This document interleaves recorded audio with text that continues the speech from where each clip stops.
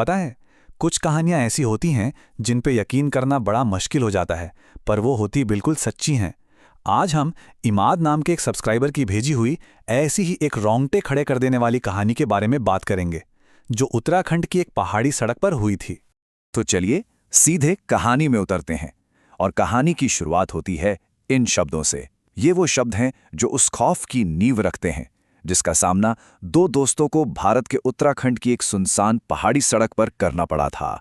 तो ये कहानी है दो दोस्तों की, इमाद और आजम। वो नैनीताल से घर लौट रहे थे, एक बिल्कुल नॉर्मल सी मोटरसाइकिल राइड पर, या शायद उन्हें ऐसा लग रहा था कि ये नॉर्मल है। जैसे जैसे शाम ढल रही थी ना, उनका ये सफर एक बहुत ही अजीब और खतरनाक मोड़ लेने वाला था। इमाद को अचानक से हवा का एक जोरदार झोंका लगता है, लेकिन ये कोई मामूली हवा नहीं थी। ऐसा था जैसे किसी अनदेखी ताकत ने उसके शरीर पर से उसका कंट्रोल ही छीन लिया हो और बाइक को सीधे खाई की तरफ खींच रही हो। अब जो वहां के लोकल लोग थे जिन्होंने उनकी मदद की, उन्होंने कोई वजह नहीं बताई, कोई जवाब नहीं दिया, बस एक अजीब सी चेतावनी दी। मतलब उनका इशारा साफ था कि कुछ चीजें ऐसी होती हैं जिन पर सवाल ना ही किया जाए तो बेहतर है। सोचिए, सड़क पर जो हुआ वो कितना अजीब था, है ना? पर वो तो सिर्फ एक शुरुआत थी। असली खौफ तो उस रात इमाद के सपनों में दस्तक देने वाला था। इमाद ने एक सपना देखा, और सपना भी ऐसा कि बिल्कुल सच लगे। सपने में क्या था?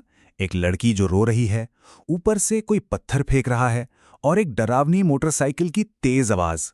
और सबसे अजीब बात यह थी कि ये सारी चीजें बहुत जल्द उसकी असल जिंदगी का हिस्सा बनने वाली थीं। अब इतना अजीब सपना देखने के बाद भी आजम ने इसे बस एक वहम कहकर टाल दिया। लेकिन इमाद को अंदर से लग रहा था कि ये सिर्फ सपना नहीं है, ये एक आने वाली मुसीबत का इशारा है।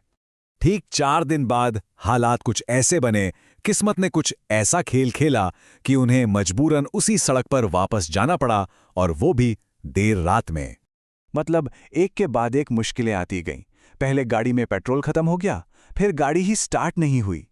ऐसा लग रहा था जैसे कोई शक्ति, कोई किस्मत उन्हें जानबूझकर उसी डरावनी सड़क पर वापस खींच रही हो। अब बेचारे इमाद के पास अपने डर का सामना करने के अलावा और कोई चारा ही नहीं बचा था। तो अब आते हैं कहानी के क्लाइमैक्स पर, वो हिस्सा जहां सपना और हकीकत के बीच की लकीर मिट जाती है। उस अंधेरी सुनसान सड़क पर इमाद की तो हालत खराब हो गई, पर हैरानी की बात यह थी कि ठीक उसके पीछे बैठे आजम को वहां कोई नहीं दिखा। उसने जोर देकर कहा कि वहां कोई है ही नहीं। तो अब सवाल यह था, क्या यह इमाद का वहम था या आजम को कुछ दिखाई नहीं दे रहा था? और तभी अंधेरे को चीरते हुए एक मोटरसाइकिल सामने आई जिस पर 2 लोग बैठे थे, और वो लोग बड़े ही खतरनाक तरीके से उनका पीछा करने लगे। बार बार गलत साइड पर आकर उन्हें डरा रहे थे, जैसे सड़क से नीचे गिराना चाहते हों। और फिर जो हुआ वो और भी ज्यादा हैरान करने वाला था। अचानक सामने से एक इतनी तेज रोशनी आई कि आंखें चौंधिया गईं, और वो सीधी जाकर उन बाइक सवारों से टकरा गई। इमाद ने अपनी आंखों के सामने उन दोनों को हवा में उछलते और सड़क पर गिरते देखा। एक बहुत ही भयानक नजारा था वो।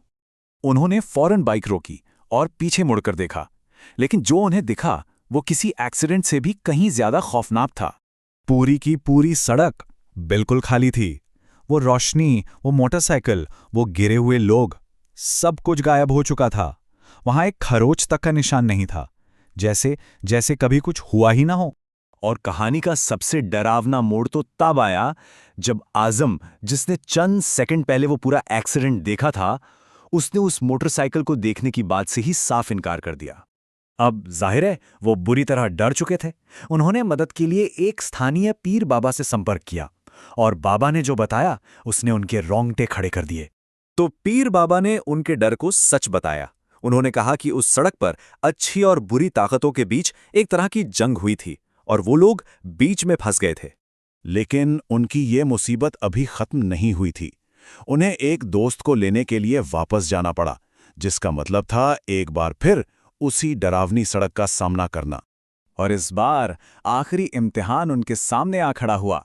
सड़क पर ठीक उसी जगह एक लड़की खड़ी थी, हूबहू वैसी ही जैसी इमाद के सपने में आई थी। और वो वही शब्द चिल्ला रही थी, मुझे देर हो रही है, मुझे अपने साथ ले चलो। उन्होंने बाइक नहीं रोकी, वो तेजी से उस लड़की के पास से निकल गए और अपनी जान बचाई। लेकिन अपने पीछे वो एक ऐसा सवाल छोड़ गए जो आज भी उस सड़क के अंधेरे में गूंजता है। आखिर उस रात उनके साथ हुआ क्या था? ये एक ऐसा राज है जो शायद हमेशा राज ही रहेगा।